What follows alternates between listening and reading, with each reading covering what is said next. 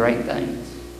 But I won't even go there, but Ephesians 4 is where I was going to go. Press toward the mark. Don't look back is what Paul says. Don't look back, but press toward the mark of the high calling of God. It's going to be a pressing way, is what I'm telling you. It's not going to come easy. It's not going to come in candy. But it's promised to you. If you're called, and you are. If you have a calling on your life, and you do, we're called together. We will become what He wants us to become if we'll press. But like, Teresa made an example one time. If you was wanting through a door to get into your cabinet and you was hungry and you was wanting to get in there, she didn't quite put it this way, but I'll add a little bit to it. But if you was wanting in there to get you a can of beans out because you was hungry, if you've tried one time and that door was locked, I believe you'd try it more than once. You'd press a little harder to get it. Well, it's going to be a pressing, harder thing sometimes to get to the things of God. It's not just press one time and let it go. You're going to have the enemy coming against you. To much given, much is required. But you're guaranteed victory if you obey. The Hebrew children were guaranteed a lot of promises. As he said, a bundle of grapes it took 2 men to carry. One bundle. How huge.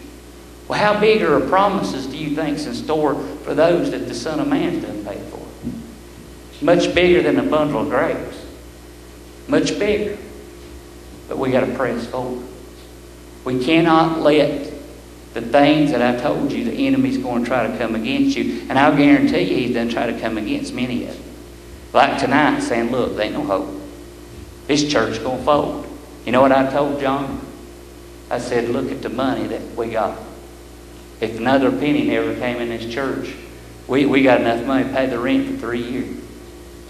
If we ain't went nowhere in 3 years, we probably ain't going nowhere anyway. After this, we probably ain't going to make it anyway because we ain't grown none. We ain't went forward. We stood still. We ain't went nowhere. It's not going to happen, like I said, overnight. But I don't think it's far, far away that we're going to see the great things of God. But we got to start entering the gates with praise and thanksgiving, going forward.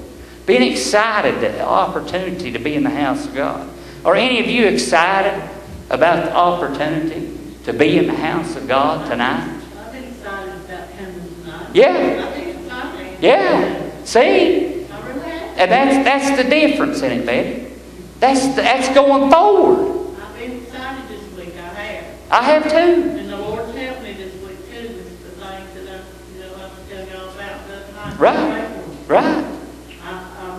Things is a lot better than it was. He's going to do even greater things than that, Betty, for us. If we're willing to ask and work together, just like I said, Teresa asking, if we're willing to ask for one another, to pray for one another, and come together for one another, and go forward in the way the Word says to do it, not the way that Shane thinks it should be done, but the way the Word says to do it.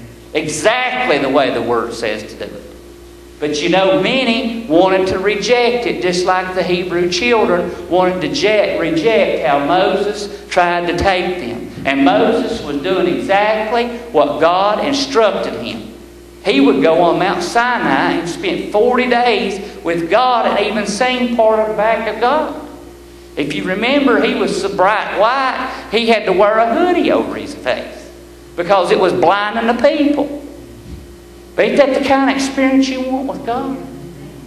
Well, see, that's what God's saying in your heart. That's what I met that day on Ground Zero.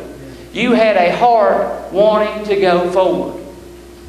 Most didn't, and I told you that from day one. Most will not have that because they're set in this is the way the Pentecostal way is supposed to be. This is the way my fathers did it, my forefathers did it, and their forefathers did it. And like I said, listen, be quick to hear.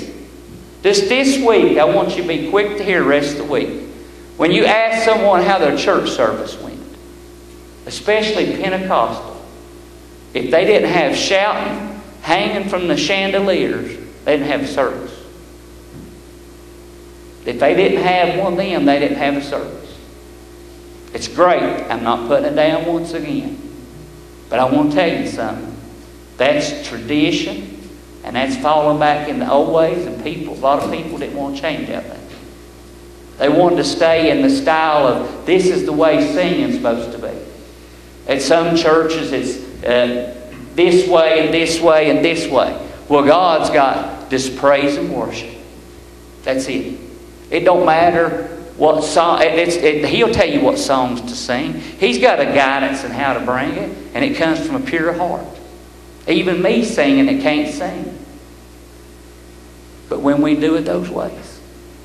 But there's a change in you, and you know it. And it started after this horrible ordeal.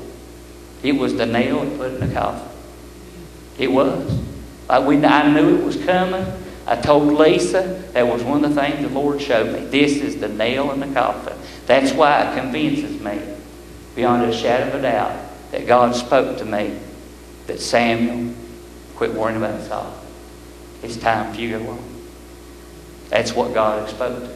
And some other things He told me that came to pass exactly the way He said they would. That's how I know that He spoke to me. Because all that was at the same time. Anyone else tonight? Have anything like that? Monday morning, I was in the kitchen, and this was like between 4:30 and 5, and I'm fixing breakfast. David, he's already got his lungs, and I'm in there, and that's, a lot of times, that's when I do my praying, and I just, stand there. Yeah. I'm praising the Lord and everything like that. And I was just standing there, and I was praising the Lord and praising the Lord. And it's just like something happened to me. It's just like, I started, it's almost like a preaching thing. And it was about pressing in, pressing in, pressing in. And that's all it was about, was pressing in. And it was like it said, if you thought you pressed in yesterday, you better be pressing in today and tomorrow. Every day is another day that you better be pressing in more. Yeah. More than yesterday, more than today, tomorrow. Tomorrow's a new day. You got to press in more tomorrow than you did today. Amen. That's all it was about, was pressing in, Right. And it was just really, really good. It was just like I don't know, I was in my kitchen, but I wasn't in my kitchen. Yeah. I was somewhere, but then they poured up the breakfast. But you was praying, the Lord was telling you the same thing. Yeah, it was all about pressing in. Yeah, and that's what He's trying to tell us, Teresa. Trying to tell every one of us, it's time. It's time that the church press. It's time that the people press in and receive what God has. Anyone else tonight?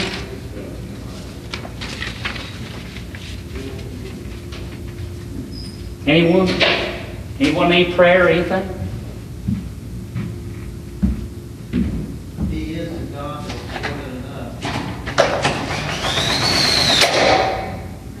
He'll give it to you. Shane, I wanted to tell you that when you texted me back that morning, I texted you the next day or later on that day, just telling you about Jada, and I was sitting on the couch with her. She said,